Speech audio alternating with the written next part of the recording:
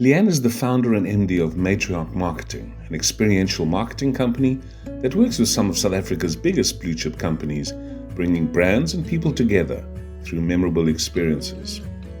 Having started out as a grade 1 teacher, the importance of education and nurturing talent was ingrained into Leanne from early on in her working career and has been the foundation that Matriarch was built on. The company's commitment to educating, mentoring, and growing people has not wavered. Ladies and gentlemen, Leanne Pechey, and it's time for change.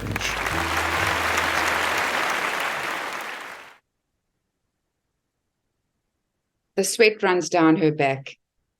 It's 35 degrees, but it feels more like 45, and it's only 8 in the morning. She's waiting for her first taxi, Checkers shopping bag in one hand, and then in the other, a little hand of her pride and joy. Meet domestic worker extraordinaire, Esther Mazibuko, and her 8-year-old granddaughter, Longelo. You may have guessed they are going to do their weekly grocery shopping, which is 2 taxis and about 5,000 steps away, and that's just to get there. So Esther will have to really think about her shopping. She'll have to be strategic about it.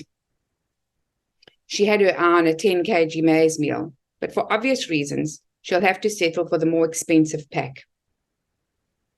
Once the shopping is done and they're waiting for their taxi home with their heavy shopping bags cutting into their hands, sweat beads forming on their top lips and foreheads, Longelo looks up at her grandmother and says, "Gogo, when I'm older, I'm going to work really hard and I'm going to buy a car so that you never have to do the grocery shopping in a taxi again."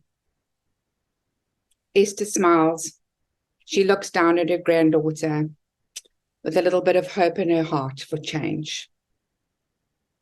So recognizing that Esther is one of many millions of South Africans in this situation, how does this happen?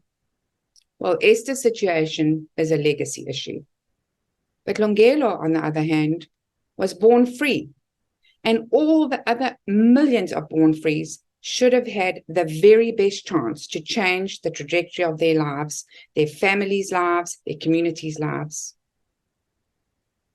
And I believe that this should have happened through education in the foundation phase. In fact, when I was just 27 in 1995, I wrote a letter to our newly appointed President Nelson Mandela.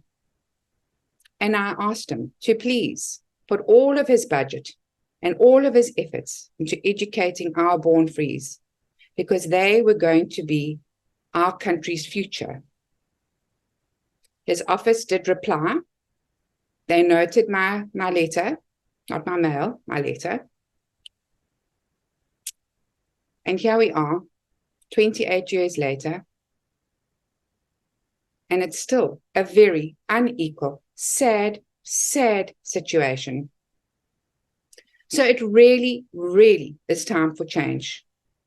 Because do you know that international research studies show that the majority of our grade 4 learners in South Africa do not read for meaning? So I'll say it again, that the majority of our grade 4 learners do not understand what they are reading. We need to change this. We have to do something about it, because without reading, we will not create a culture of critical thinkers, and we will not create growth and change in our country for those who need it the most. Imagine this. Little Spoo waits with anticipation for the visitors who are expected to arrive at any minute. He clutches his book bag so tightly. He's in grade 1 at a Shoreway Primary School in northern KwaZulu-Natal. And then in a cloud of dust, toot, toot, toot, the magic reading bus appears. He is beyond excited. Spoo loves this day because today is the day he and his friends get to go into the magic reading bus in little groups And they get to hear the most wonderful stories through headphones, where the lady speaks so clearly. He giggles when he remembers the last story about a naughty dog called Harry McCleary from Donaldson's Dairy. He also is excited because he'll get a chance to go onto the tablets and play a reading game, and he cannot wait to see if he has beaten his score from last month. But most importantly, he will get to change his library book and put a new one into his book bag to take home to read to his gogo. His teacher, Miss Mazibuka, is also excited because the visitors are going to be bringing teaching aids and tips and tricks to help her make her everyday teaching more exciting. Can you imagine if we could help children like Spoo learn to love to read and to understand what they're reading and take them on adventures in their minds to wonderful, beautiful places where they can dream and hope for change? Fast forward 18 years. It's 35 degrees, but it feels more like 45, and it's only 8 in the morning. Esther is waiting. But not for a taxi.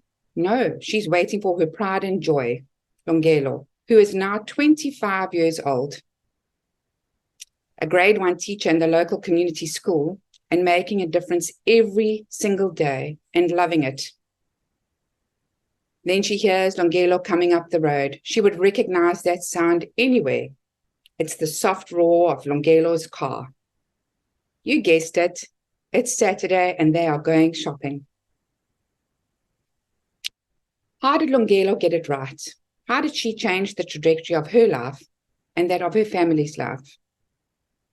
Well, Longelo did have help. She had the Matriarch Foundation who saw something special in her and committed to her education and her family. I am Leanne Pechey. I am the Matriarch Foundation.